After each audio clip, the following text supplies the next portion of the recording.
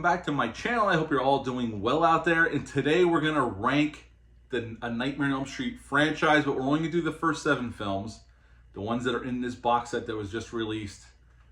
And we're gonna go through these movies and rank them right now. So there's 7 films, so let's get on with number 7. I think this one's fairly obvious, especially from my review. Number 7 is Freddy's Dead: The Final Nightmare, which came out in 1991, and it was meant to be the final movie in the franchise. Although they would bring Wes Craven back and let him take another shot at the wheel in 94 with Wes Craven's New Nightmare, and that's somewhere on this list, and we'll get there. I never have liked this film. Ever since I saw it on VHS back in 92, I've never cared for this movie. It was always goofy. It was always, I know they were going for a weird vibe and a Looney Tunes vibe. It's just the way it's put together, those tones. There's a way to do that where it could have worked, but unfortunately, I think they had an inexperienced director behind the camera. I don't think the script was all that great, and I think even the movie looks cheap, even though it has the most amount of money. It looks cheaper than some of the other films that came before it that had way less money. The film just never has worked for me, and I've given it many shots over the years to go back and rewatch it, and even rewatching on this 4K, although while this transfer looks great and sounds good, the movie is still a big nothing burger for me. I gave it a 2 out of 10. I don't really care for this movie. I don't know when the next time I'll watch it. Probably the best way to watch this film is with a couple of friends drinking some beer.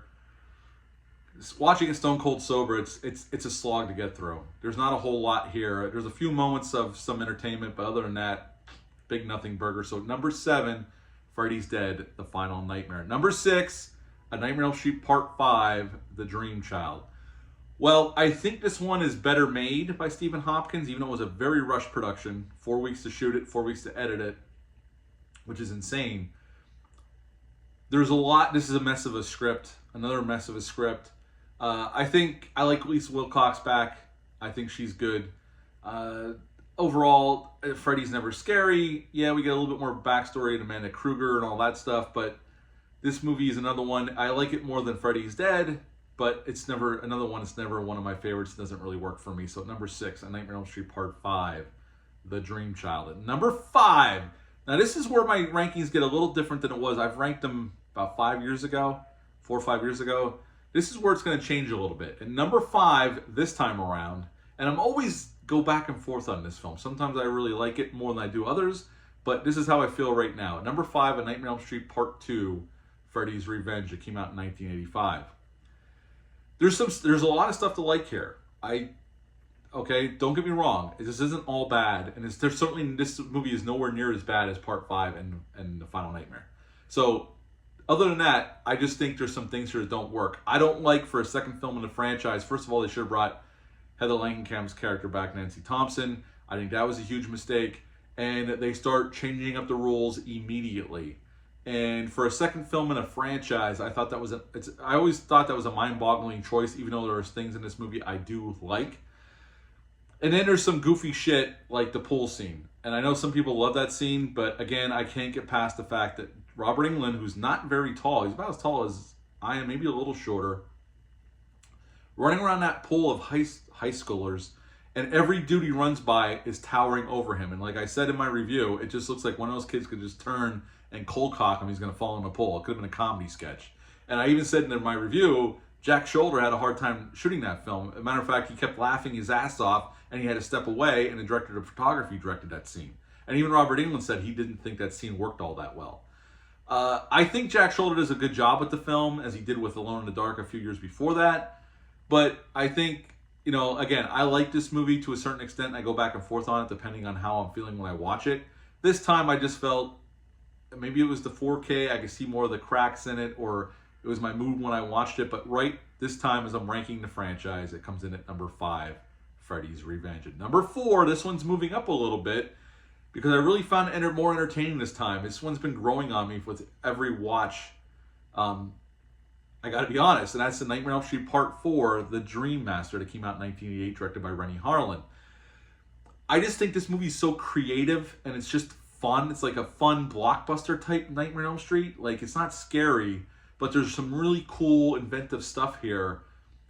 I don't like that they kill off our returning characters from Part 3 so quick, unceremoniously, and then we're giving a new final girl which I like Lisa Wilcox, but I just think it's just a strange thing to do. And not everything works here. And I know they were kind of flying by the seat of their pants. They ran out of money. That's why some of the things get a little goofy towards the end. But I was entertained by that. And sometimes if you entertain me, I can forgive some of the shortcomings. And this time, this one entertained me more than part 2. So at number 4, A Nightmare on Elm Street Part 4, The Dream Master. At number 3, A Nightmare on Elm Street 3, The Dream Warriors. I love this film, so don't get me wrong. These top 3 and 2 could interchange at any moment. I'll say that. My number 1's never changing because I just absolutely think it's a masterpiece. But I love Dream Warriors. This was a really inventive way to continue the franchise. Chuck Russell and Frank Darabont writing the script. Chuck Russell directing it. And definitely building off of what Wes Craven built with the first film. It kind of ignores part 2, which I think was a smart choice. And it kind of just builds off of the original film, which is the better film out of the first 2 films.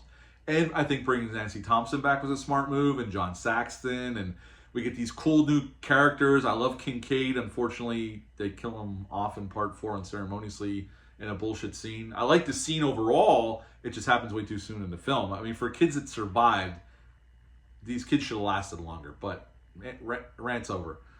I love the hospital setting and going into the dreams more, bringing the Hypnosil thing, which we'd see come back in Freddy vs. Jason. I just like this film. I even like how they dispatch of Freddy here. So at number 3, A Nightmare on Elm Street Part 3, The Dream Warriors. At number 2, Wes Craven's New Nightmare. Wes Craven went meta before he went meta with Scream. And I like this film a lot. It's really well written. It's well directed. Again, the issues are more to do with the effects towards the end of the film than anything else that's being done. I think the acting's really well done. I think Heather Langenkamp's better here than she was in the other 2 movies she was in this franchise. Even though I like her in all the movies, I think her acting here is better.